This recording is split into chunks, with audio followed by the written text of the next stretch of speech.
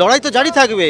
এই স্বৈরাচারী রাজ্য সরকারের বিরুদ্ধে আমাদের লড়াই জারি থাকবে যতক্ষণ না এর ন্যায় পাবেন।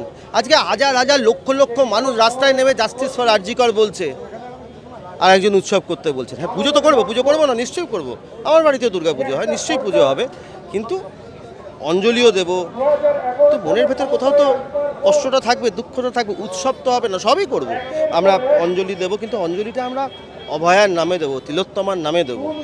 আমাদের রাজনৈতিকভাবে লড়াই, জনগণের লড়াই, মানুষের লড়াই রাস্তায় নেমেই হবে। এবং রাস্তায় নেমে এই আরজি করের যে দুর্নীতিটা হওয়ার পর, এই খুন এবং ধর্ষণ হওয়ার পর মানুষের চোখ খুলে গেছে। আর মানুষের যখন চোখ খুলে যায় না, মানুষের জনজাগরণকে আটকানো যায় না। আজকে মানুষের জনজাগরণ ঘটেছে, তাই এরা আটকাতে পারছে না। আর আটকাতে পারছে না বলে এই হিংস্র রূপ দেখছেন তৃণমূলের।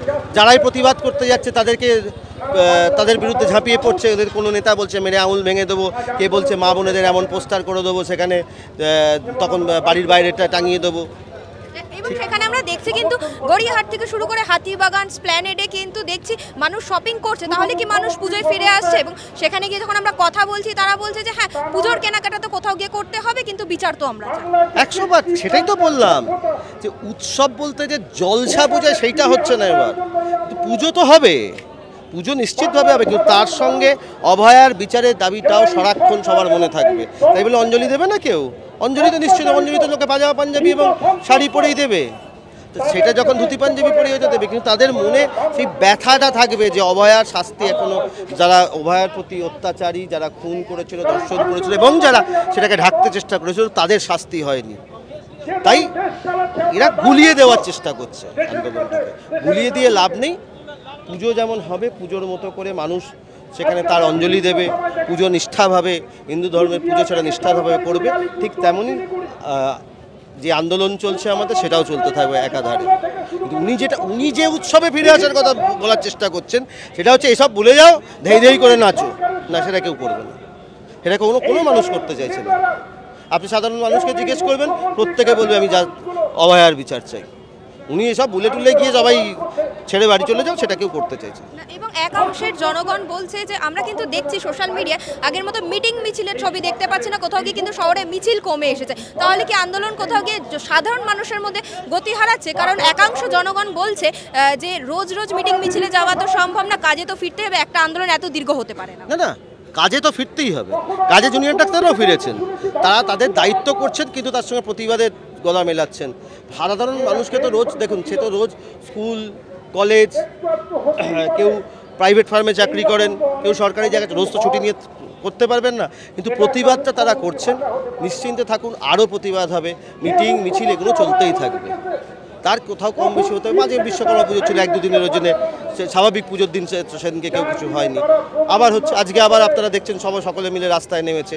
27 তারিখে প্রত্যেকটা স্টেশনে ভারতীয় জনতা পার্টির মিটিং হবে এই আরজি করকে, জাস্টিস ফর আরজি করকে সামনে রেখে। তো এই লাগাতার আন্দোলন চলতেই থাকবে। এটা মানুষের আন্দোলন, মানুষের জনজাগরণ ওইভাবে মানে তোবাতাল্লায় উড়িয়ে দিলে হয় না। আমি যারা বলছেন এই কথা, তাদের বলবো একটু সম্মান রাখুন, মানুষের প্রতি সম্মান রাখুন। তারাই তো ভোট দিয়ে আপনাদের জেতায়। তো মানুষের আন্দোলনকে এত তোবাতাল্লায় উড়িয়ে দেবেন না উৎসব করে। মানুষ আজকে আরজি করের জন্য জাস্টিস চাইছে, তাতে কেন ওনাদের গায়ে ফোসকা পড়ছে এই বুঝতে পারছি। এবং সেখানে সায়ন্তন বাসু বললেন, আপনাদেরই বিজেপি কর্মী, সেখানে আমি বললাম যে আন্দোলন কি সেভাবে হলো না, তীব্রতা পেল না? বললো হ্যাঁ, আন্দোলন আরও তীব্র হওয়া উচিত ছিল, কিন্তু সেরকমভাবে তীব্র হয়নি। মুখ্যমন্ত্রীকে আমরা দেখেছিলাম 26 দিন অনশন করতে, সেইভাবে কি আন্দোলন তীব্রতা পেল আপনাদের? আমি ওনার এই মন্তব্য নিয়ে কোনো মন্তব্য করতে রাজি নই। শুধু আমি বলবো, আমরাও 19 দিন ধর্ণা করেছি ধর্মতলায় এবং 5 দিন শ্যামবাজারে। আমরা প্রায় 24 দিন ধর্ণা ভারতীয় জনতা পার্টি করেছেন। সায়ন্তনদা কী পরিপ্রেক্ষিতে বলেছেন তো আমি জানি না, তাই ওনার পরিপ্রেক্ষিতে মন্তব্য করা সঠিক হবে না। উনি আমার থেকে সিনিয়র নেতা। এবং সেখানে কিন্তু আমরা দেখলাম বীরভূমের বাঘ ফিরে এলো একেবারে, কিন্তু সেখানে কিন্তু সাদরে সকলে গ্রহণ করলো। কি বলবেন, এলাকার মানুষ এতদিন অনুব্রত মণ্ডলকে মিস করছিল? দেখুন, অনুব্রত মণ্ডল একজন জেলখাটা আসামি। সেই আসামিকে নিয়ে যে আদিক্ষেতা হচ্ছে, তৃণমূলের কিছু মানুষ ওখানে আদিক্ষেতা করছেন, মানুষ দেখছে সব। মানুষ কড়াই গন্ডা এগুলো ফিরিয়ে দেবে। মানুষের জনজাগরণ ঘটেছে, আর মানুষ ভয় পাচ্ছে না এদের। ওই চড়াম করে ঢাক বাজাবো বলে মানুষকে ভয় দেখানো, বুড়ো বাতাসা, ওসব দিন শেষ। মানুষ রাত্রিবেলা বেরিয়ে পড়ছে, লাখে লাখে মানুষ জাস্টিস ফর আর জি করকে সামনে রেখে। মানুষকে নাড়া দিয়েছে আর জি করের ঘটনাটা, এটা বুঝতে হবে। মানুষকে নাড়া দিয়েছে, এটা যারা বুঝতে পারছেন না তাদের শুভবুদ্ধি সম্পন্ন হোক, এইটুকুনি আমি দুর্গাপুজোর আগে আশা করতে পারি। এর বাইরে তো কিছু আশা করতে পারি না তাদেরকে। কিন্তু মানুষের জনজাগরণ ঘটেছে, এই মানুষ চাইছে এরা শাস্তি পাক। কারণ প্রত্যেকের বাড়িতে নয় মা, নয় বোন, নয় দিদি, নয় মেয়ে, কেউ না কেউ তো আছে। সবাই তাদের মুখটা দেখছে অভয়ের প্রতি, তাদের মুখ দেখে ভাবছে যে না, আমাকে প্রতিবাদটা করতে হবে, আমার মেয়ের জন্যে, আমার মায়ের জন্যে, আমার দিদির জন্যে, আমার বোনের জন্যে আমাকে এই প্রতিবাদটা করতে হবে। তার প্রতিফল। এবং আমরা কিন্তু দেখছি যে তৃণমূল সরকার একের পর এক দুর্নীতি সামনে আসছে, ঘাটার মাস্টার প্ল্যান হচ্ছে না, কিন্তু ভোট বাক্সে তো তার কোনো প্রভাব পড়ছে না। ছাপ্পাবাজি করে জিতছে। শুনুন, ওরা মোটামুটি যে ভোটটা পায় তার উপরে একটা ওরা 7-8% ছাপ্পা মারে overall. Fair, free and fair election যেদিন হবে সেদিনকে হারবে দাঁড়িয়ে। আজ এই মুহূর্তে ইলেকশন হলে দাঁড়িয়ে হারবে। ফ্রি অ্যান্ড ফেয়ার ইলেকশন করতে হবে। ফ্রি অ্যান্ড ফেয়ার ইলেকশনে ছাপ্পা, প্রক্সি, রিগিং এগুলো যদি না হয়, আর এদের এই চমকানি ধমকানি, আচ্ছা চড়াম করে ডাক বাজাবো, সেটা আবার কেউ টিভিতে দাঁড়িয়ে বলছে ইলেকশনের সামনে উন্নয়ন রাস্তায় দাঁড়িয়ে থাকবে। তার মানেটা কি বলতে চাইছে? কেউ তো বোকা নয়, আজ আমরা উত্তর কলকাতাতে আমরা লড়াই দিলাম, হেরে গেছি। কিন্তু যাই মানুষগুলো আমাদের ভোট দিল, মানিকতলার আবাসনে গিয়ে আসপর দেখি তৃণমূলের অটো নিয়ে গিয়ে সেই আবাসনে ঢুকিয়ে বলছে এই এত ভোটে আমরা হেরেছি, ওরা হেরেছে বলে ওই পার্টগুলো থেকে যে হেরেছি, এবার দেখে নেব। এটা কি কোনো সভ্য সমাজ? সেই লোকগুলো আমাদের ভোট দিয়েছে বলে তাদের 50টা অটো নিয়ে তাদেরকে চমকাতে গেছে? এটা কোন সমাজে বাস করছি?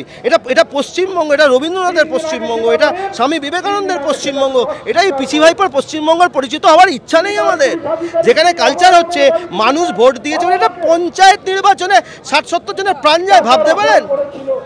আপনি লোকসভা, বিধানসভা হচ্ছে, পঞ্চায়েত হচ্ছে, অন্য রাজ্যে গিয়ে দেখুন তো, কোথাও সন্ত্রাস নেই, কোথাও কিছু নেই। আচ্ছা, বিধানসভা, লোকসভাতে বহু জায়গায় আমরা হেরেছি সিটে, বহু জায়গায় আমরা জিতেছি পশ্চিমবঙ্গের বাইরে।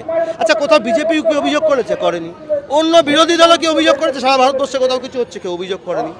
কিন্তু যত অভিযোগের কেন্দ্র দেখুন পশ্চিমবঙ্গে, একের পর এক মৃত্যু। আরে পঞ্চায়েতে যে মৃত্যুগুলো ঘটেছে, বিরোধীদের মৃত্যু ঘটেছে, নিজেদের অন্তর্দ্বন্দ্বে তৃণমূলেরও মৃত্যু ঘটেছে।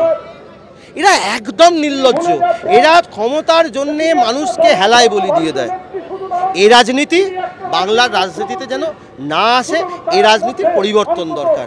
সভ্য ভালো রাজনীতি হোক, উন্নয়নের রাজনীতি হোক, ডিস্ট্রাকটিভ রাজনীতিটাকে বন্ধ করতে হবে। এবং দাদা, আপনি শেষ প্রশ্ন করবো, আপনি যেটা বললেন তার সেটা একেবারে থ্রেড কালচার পরিষ্কার বোঝা গেল। সেখানে তো কল্যাণী মেডিকেল কলেজে আমরা দেখলাম থ্রেড কালচারের বিরুদ্ধে গিয়ে 40 জনকে সাসপেন্ড করালো। তাহলে তো রাজ্য সরকার পদক্ষেপ নিচ্ছে থ্রেড কালচারের বিরুদ্ধে।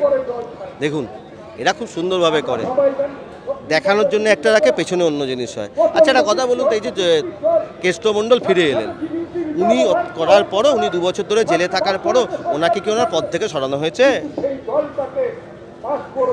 ভাইপোর একজন দিয়েছিলেন বিনয় মিশ্র, সে তো তাকে খুঁজে পাওয়া গেল না। বহু বছর ধরে, মানে উনি যতদিন ধরে ছিলেন, বহু বছর ধরে উনি তো পদে ছিলেন, সরানো হয়েছে? এইগুলো বুঝতে হবে। এটা বলে এক, পরে আর এক। পরবর্তীকালে হয়তো সরিয়েছে, কিন্তু যে সময় অ্যালিগেশন ছিল সে সময় থেকে এরপর বছরের পর বছর ছিল। অনুব্রত মণ্ডল এখনও রয়েছেন, পদে রয়েছেন। কিন্তু বুঝতে হবে, ওনারা বলছে না দাগি আসামি, সেই আসামিটাকে একটা পদে আসীন করে বসিয়ে রেখেছে। কী হবে? আর আমাদের বিজেপির সাধারণ কার্যকর্তাকে, সাধারণ মানুষকে মিথ্যা কেস দিচ্ছে, যারা আন্দোলন করতে যাচ্ছে বা কেউ ফেসবুকে কিছু লিখছে, পুলিশ একটা নোটিশ ধরিয়ে দিচ্ছে। আচ্ছা, তাহলে ওনাদের যে মিথ্যাচার, যে অন্যায়গুলো হচ্ছে, সেগুলোকে কারা করবে? সেগুলোর বিরুদ্ধে তো পুলিশ নোটিশ দিচ্ছে না। পুলিশকেও বুঝতে হবে, ওনাদের নিউট্রাল হতে হবে। পুলিশকে সবসময় নিউট্রাল না হয়ে এই পক্ষপাতিত্ব করছেন, মানুষ সেটা ভালোভাবে নিচ্ছে না। আলটিমেটলি মানুষের জন্য তো সব কিছু। ক্ষমতায় এরা বেশি দিন থাকবে না, তখন কিন্তু এই পুলিশদের কিন্তু এটা মানুষকে ফেস করতে হবে।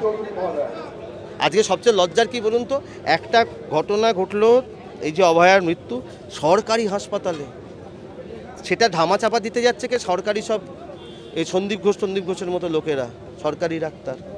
আর একজনকে গ্রেপ্তার হচ্ছে সরকারের সেই পুলিশ, এই সরকারের উপর ভরসা রাখা যায়?